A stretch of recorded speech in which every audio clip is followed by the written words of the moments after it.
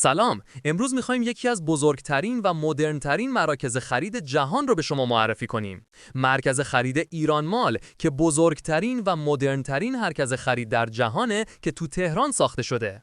هزینه ساخت این مرکز خرید 22,000 میلیارد تومان بوده. وسعت این مرکز خرید حدود 1,950,000 متر مربع هستش. بزرگترین سرمایه گذار، طراح و صاحب ایران مال فردی به اسم علی انصاریه که اتفاقاً صاحب بانک آینده و 10 شرکت هم هستش. ایران مال با هزاران فروشگاه، رستوران و کافه فقط یه مرکز خرید نیست، بلکه یه مکان تفریحی، فرهنگی و ورزشی نیز هست. از جمله مکانهای محبوب ایران مال میتونیم به باشگاه‌های ورزشی، سینما، شهر بازی، باغ‌ها، پیست اسکی روی یخ و سالن بولینگ و بیلیارد اشاره کنیم. این مجموعه در شمال غربی پایتخت و در نزدیکی پارک چیتگر و دریاچه شهدای خلیج فارس واقع شده. بگو ببینم دوست داری یه روزی بری